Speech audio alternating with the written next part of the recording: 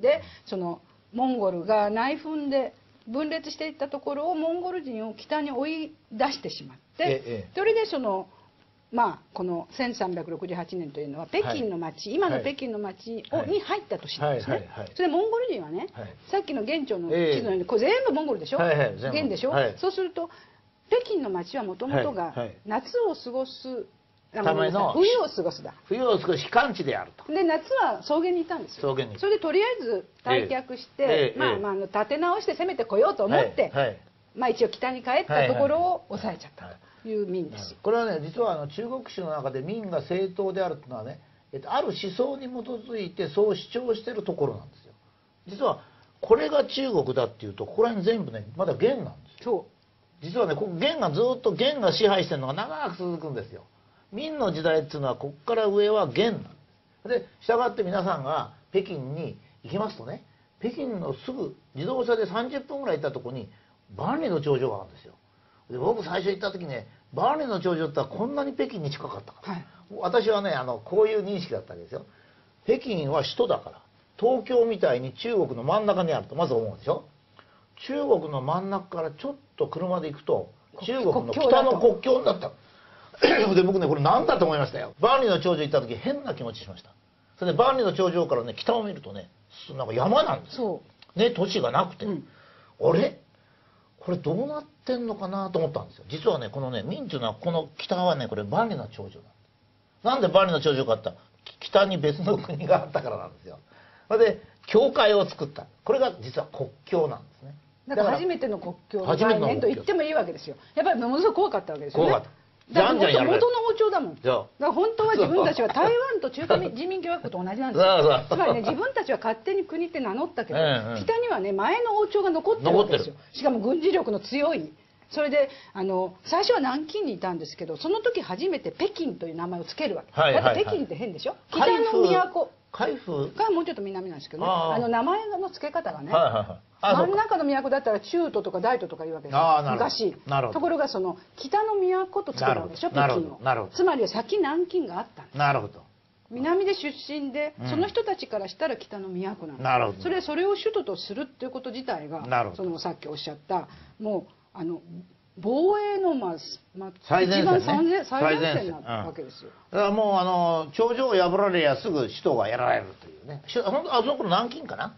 いやだから最初は朱元璋で、それで永楽帝清朝永楽帝が北に移して、それで本当は最初はね5回もモンゴルに軍隊を送ったんですよ。負けちゃったからね。負けたから諦めて万里の長城を150年間ずっと作って、もうここからは南に泊まりますという証になったわけですね。でこの時ね、この明の時代っていうのはある意味ではモンゴルが北にいて、それから漢族をもうこの時の漢族っていうのは実はですね混じってますけど、ほとんど8割ぐらいは北方民族の血と言ってもいいぐらいなんですが、血のその遺伝子の記録ないんですけど、大体そうなんですね。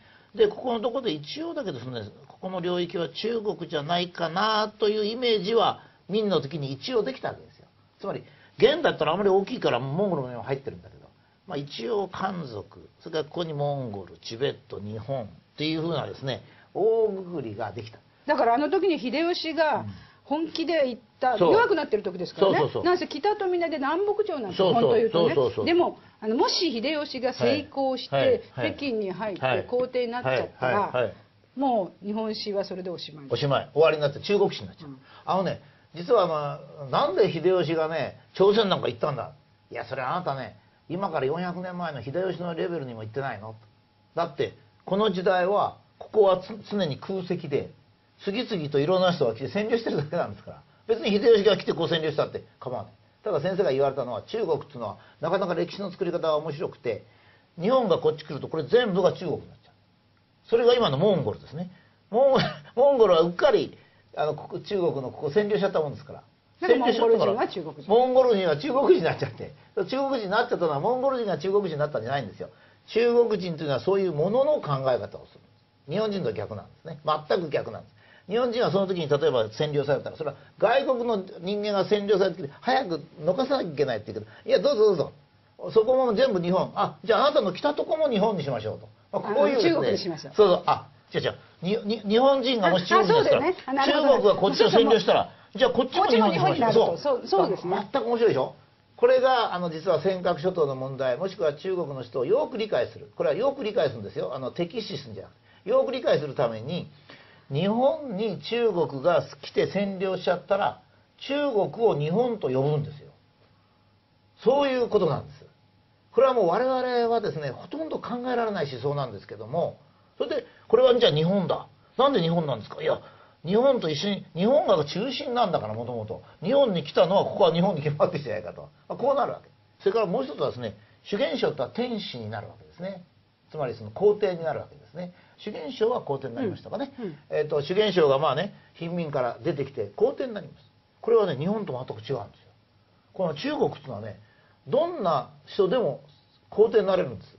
俺皇帝って言えば皇帝になれる。つまり軍事が強ければ皇帝になれるんです。日本はね、いくら強くても太閤にもね、なるのが最高かな。そうですよね。太閤秀吉さん。これは最高で、天皇陛下は、ね、あとは将軍なんてただ軍隊の司令官です。上の方におってですね、行かないんですよ。で、これがだから日本の国家の意味合いというのと、それから繰り返す、先生もご説明した繰り返す中国の、時代というものとかですね、いかに思想が違うかと。で、私たちは自分が正しいと思ってますから、自分が標準だと思ってますから、中国が日本を占領すると中国に日本という名前がつくなんていうことはね、全然思わないんですよ。ただそれは人によって民族によって考えが違うので、あ、そうかと、彼らはそうなんだと、こう理解する必要があるんですね。それでついに秦になります。秦はですね、またカタカナでヌルハチになってここから来るんですよ。どうぞ。ここから来るんです。ここから来る。もともとモンゴルの帝国の家来だった。家来筋だったんですが、でモンゴル人のそのチンギス・ハンの子孫を奥さんにしましてね。なるほどなるほど。だから結婚して婿になる。なるほど。これはね、かなりいい正当性をね保つ。だからモンゴル帝国が広がった、ロシアも中央アジアもみんなね、チンギス・ハンの直系か、あるいはチンギス・ハン家のお姫さんを結婚相手にするか。でずっとその君主たるものっていう血筋があるんで、モンゴルは実は非常に大きな役割を果たしていて、でヌルハチがお金を持ってですね、で結局明がさっきの明が、盗賊流族の反乱、理事政の反乱で潰れた時、明の将軍はですね、そのならず者のヤクザよりはこの北に建てた王朝の方が好き、この人たちの方が立派な文化があるっていうんで、万里の長城を開いてしまった、3回間開いてどうぞっていうことで北京に入ったのが、これの1644年になるわけです。なるほど。つまりこの1636年というのは万里の長城の北側で国を建てた年。ああ、なるほど。でしかもヌルハチはもう死んでいないんです。死んでいない。息子の本泰寺が建てたのを秦。ヌルハチは実は黄金と呼んでる、自分のことをね、後の金と呼んでる。昔金ってありましたが、宋の北にね。そうですそうです。南北朝の北朝だったと。それで万里の長城の北で建国してから入った。でこの時ヌルハチは本泰寺2人はですね、モンゴルを全部親戚にしてから入ったんですね。だから清朝の最初はモンゴル人は、自分たちの一族が、チンギス・ハンの子孫がまた中国支配してめでたいと。それからこれは最大半島なんですね。最初はもちろんちょっとでだんだん広がる。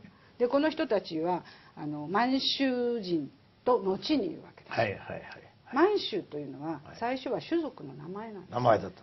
女真人が自分たちが清朝を建てた時に女真という名前が嫌いだった。実は俗民って意味なんですね、モンゴルに対して。だからやめてもっと立派な名前にしようっていうんで満州と名前を付けた。それが漢字で満州と写されるので、最初から三髄がないといけない。満州って固有名詞だったわけですね。で満州人が入ってきて支配者になった。